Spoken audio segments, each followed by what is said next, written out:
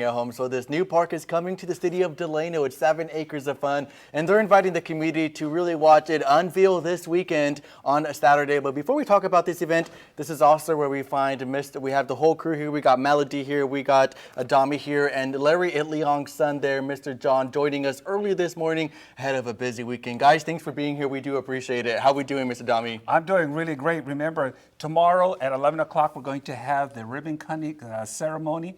The address says 200 West 11th. We'd like you to be there. It's going to be, bring your blankets so that you can enjoy the event. Awesome, and really this is going to be a whole lot of fun, Dami. But I also want to talk about the significance part of this. I mean, this is all remembering, you know, Delano's Magnongs, right?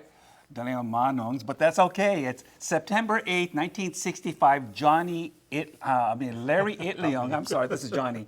Larry Itliong started the farm labor movement. That's what made Delano significant. And as a result, it took up the civil activism.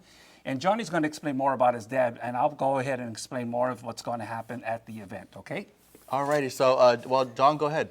Well, my father, he was one of the fathers of the labor movement.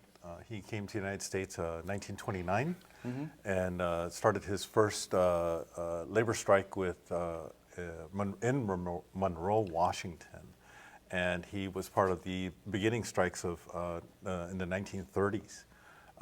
He was a founding member of the largest and oldest union here of the United States, which is the International Longshore Workmen's Union.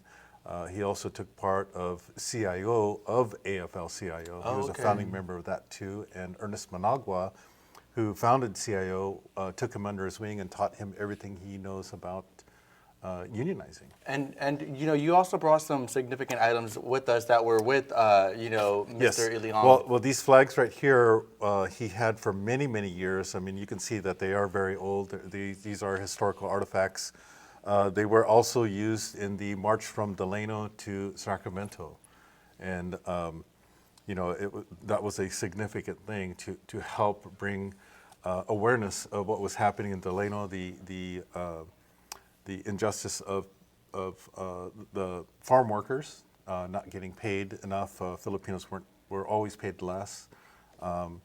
And you know, ultimately he sat on the first labor board to help write the first agricultural labor laws.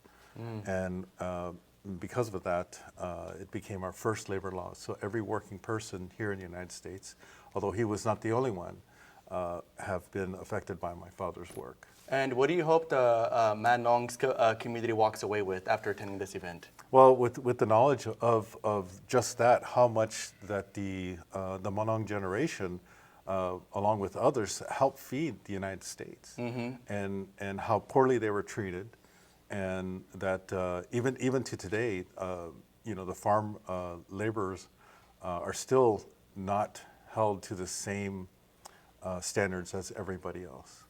And it's to help bring, you know, justice to what happened back then and what's happening now. Gotcha. And then, Mr. Dami, can you kind of explain, you know, what's taking place that day? You mentioned the ribbon cutting, but what else is taking place that day? Well, I'm glad you mentioned it. We're going to have entertainment, cultural dancing, song, and also we're going to have Filipino booths. That's where we're going to be presenting Philippine cuisine. Oh, okay. So what do we have right in front of us then? Well, this is called Lady Fingers. Okay. As you can see, it's a nice little pastry with a lot of sugar and butter.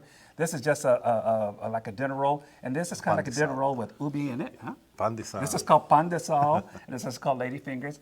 And we're also going to have the standard fare.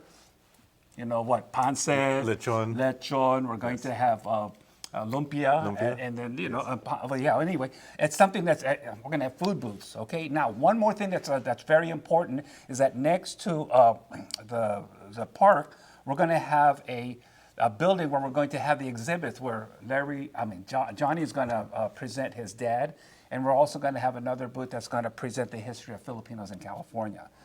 Oh, one more thing. They're going to be dressed in Filipino garb, as Johnny is wearing. He's wearing something called a barong Tagalog.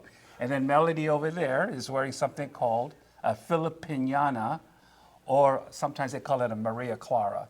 There she is. Look at that, isn't it? She's right next to the food.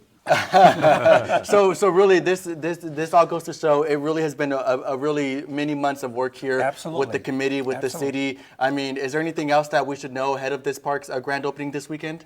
Well, I'm going to say that, yeah, it's going to be nice and warm. So, dress appropriately. If you have Filipino garb, we would appreciate it. We would love for you to have it. It's going to be a great event. There's going to be a lot of friends and people. And we'd love everybody to show up. 200 West 11th Avenue. Be there. Awesome. And really quickly, can you go over the park features as we wrap up this segment? Oh, that's right. Now, this is part of a subdivision where we're going to it's actually an aquatics park.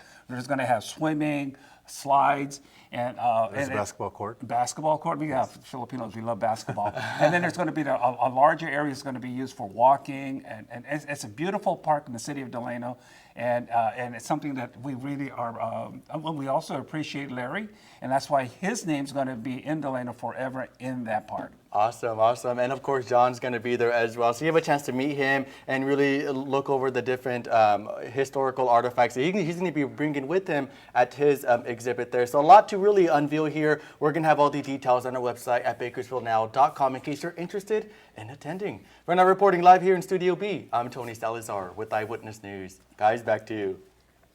All right, thanks so much for that, Tony. Still to come on Eyewitness News, how much are your airline credit card points really worth? If you're not